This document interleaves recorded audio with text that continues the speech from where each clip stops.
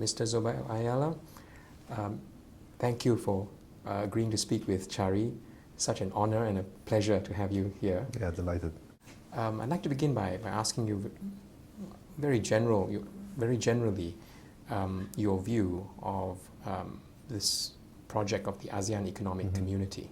It's a vast project with a timeline, and we are just 3 years really to the deadline. Yes. How relevant is it to businesses, particularly from your perspective, running a large conglomerate?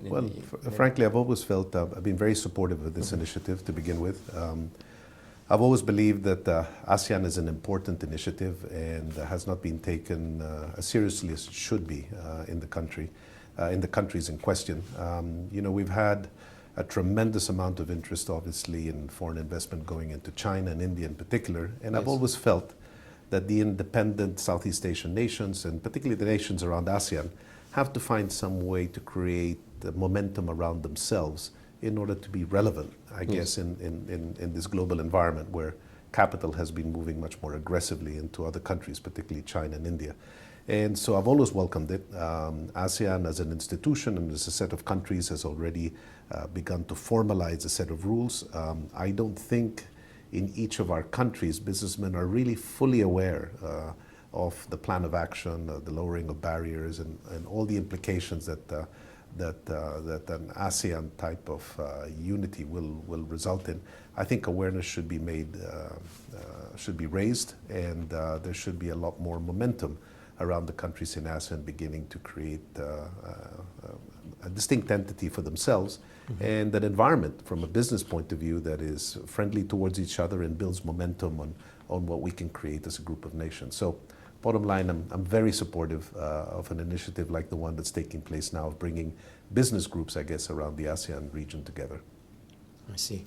You mentioned awareness as an issue. Yeah. I hope we get time to talk about what might be done to raise awareness. Sure. But aside from that, do you think there is sometimes a credibility issue as well alongside that among businesses? Well, the credibility issue might be there only because it's not so easy to get a disparate group of nations, different religions, different cultural norms, different histories to come together around a common cause. I'm not advocating anything like the European Union or anything like that, but I do believe that if we can brand ourselves and as a distinct grouping of countries and find a set of, I guess, economic rules that begin to bind us together and make it easy for us to invest with each other, you start to create a sense of maybe common market is sort of the wrong word, but a sense of an entity that's distinct from everything else in Asia. And I think that can only be of great help to all of us. I think we all have to fight to be relevant in this global environment. Yes.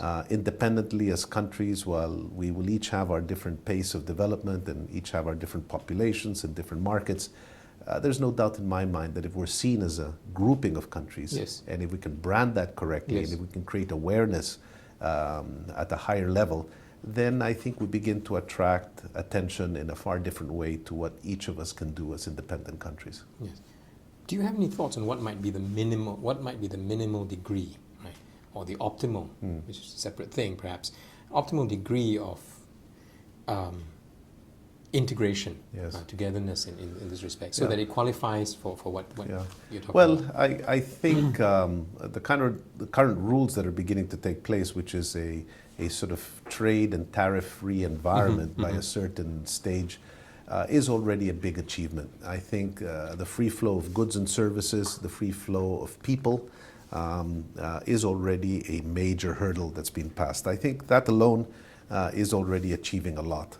Okay. If we can then create a sense of commonality, a sense of heritage, and a sense of a market that's shared, and fix all the elements from a structural point of view and an infrastructure point of view and a rules point of view that allow that free flow of people and goods to take place, then I think we're creating the kind of environment that would be necessary for all our economies to rise.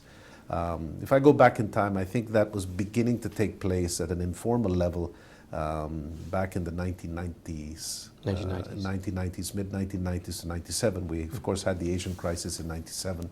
And then we all retreated back to our home countries and really haven't sort of begun to bond again since then.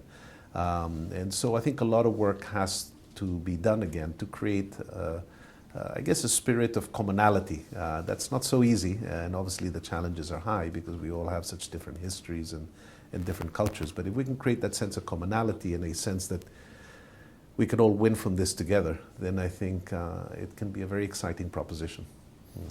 You are, thank you, you're a leading member of the ASEAN Business Club. Yes. A new venture which is about to launch today. So clearly you have a view on how business in particular and leading business people could contribute to this process. Yes. What do you think they could do apart from sort of networking? Clearly they intend to do that and then to build sort of a better links, personal links between them. What are some of the things they could do or advocate? Well, I think building personal links is a much more important step than people realize. It's through friendships and trust and awareness that the transactions begin to take place. I'm one very big believer in the power of business to be transformative in our region. Governments, I believe, can only do so much. They can be catalysts for movement in the region, but I think it has to be businessmen that begin to invest in each other's countries and create momentum around our markets. So it's very important that we get to know each other, build trust with each other, understand where the opportunities lie. And a lot of that has to take place both at an informal level and a formal level.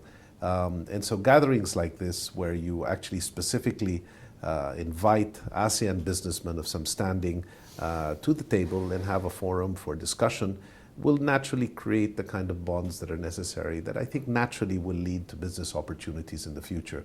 I don't think one has to be very heavy-handed about these things. One doesn't need to be very formal. Generally, people who have been successful in business in each of the ASEAN countries will be entrepreneurial by nature. They will spot opportunities. Just creating a solid, regular forum for them to come together, I think already is a very big achievement and a positive one. Now, if we can structure around that some themes of discussion that can lead to identifying commonalities, opportunities, and building trust, then you're really, I think, creating the kind of environment that would be conducive to an ASEAN becoming stronger. Thank you. Do you think, moving on to look at the Philippines, which is, you have an economy on the move again, and what do you think of the Philippines' role within ASEAN now? Is it as before? Is there some sense of a distinct role for the Philippines within a kind of economic community? Well, I think each country has its strengths. I think we've generally we're a population of roughly 95 million people now. There's strong consumer demand that's been built up. We do have a diaspora of over 10 million Filipinos abroad, but the positive thing about that is, as global citizens, they've been earning in a global environment and sending those remittances back home. So we have an economy that's alive. At the same time, increasingly, we're trying to attract more and more investment into the country. We have tremendous infrastructure development needs. There is a need to bring experts, I guess, from the region to continue investing and building that infrastructure space. Our government is moving towards encouraging private sector engagement in the build-out of infrastructure. I think there are tremendous opportunities here for all the countries in ASEAN who built up some experience in this area to begin with. Secondly, we have a very underdeveloped tourism sector. Many countries in Asia have been far better at building infrastructure that's conducive to tourism. I think if the Philippines can move up and take itself up to a higher level of standards on the tourism front, we can begin to sell ourselves as a grouping of countries where travelers can maybe visit one country one day and then visit another and see ourselves as a grouping of nations. That is, I guess, an exciting set of countries to visit from a tourism point of view. And so I think there are many opportunities, even beyond these, for us to keep working and developing, I guess, a sense of commonality and a sharing, I guess, of opportunities. I think ultimately people must feel that as they come into ASEAN, they're it's almost a seamless entry from one country into another. If we can create that kind of environment from both an infrastructure point of view, a rules point of view, a travel point of view, then what you can get is some momentum around people coming into our area and feeling comfortable doing so, and visiting all of us in one way or another over time. I see. So this is in things such as clearance, immigration clearance. Yeah, absolutely. Yeah. Well, it some would be sort lovely of- to have a common set of standards. Yes. And ideally maybe sort of joint visas that allow people Yes. to travel among the Yes. ASEAN countries. Already APEC as an institution has helped a little bit with the APEC card and the like, but I think ASEAN should differentiate yourself a little bit more. And if people feel that whether they enter Malaysia, Indonesia, the Philippines, Thailand, Singapore, Brunei, they're entering a common group of countries, then you're really creating a spirit where we're encouraging people to come in and moving freely among our countries. I also believe that our workers and our Yes. skilled workers should ideally be able to move around our countries more freely. Issues of people are always sensitive, I guess, with respect to countries, and I can understand that. But if licensed individuals, professionals can move freely within our countries, then I think we're creating a very exciting environment for people to build as a grouping of nations.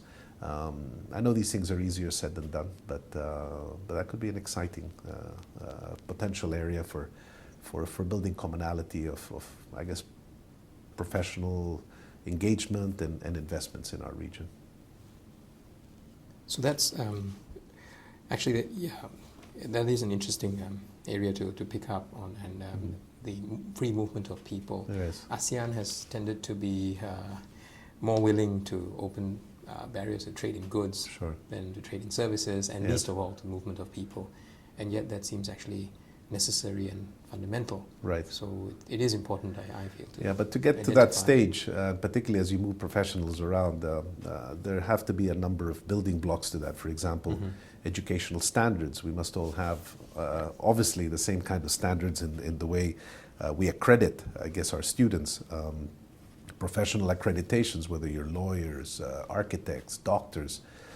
Again, we need a common set of standards by which we all judge ourselves so that a person can be interchangeable among our countries. These are not easy things to achieve. However, if one is able to, basically we're raising the standards for all our countries because we're moving up to the common denominator rather than coming down to a lowest common denominator. And if we can do that, then we're all helping, I guess, all the countries rise with the tide as opposed to one go down and the other one go up. Mr. Jaime Zobel Ayala, Yeah. thank you very much. Not at all. It's a for your pleasure. time. Thank you.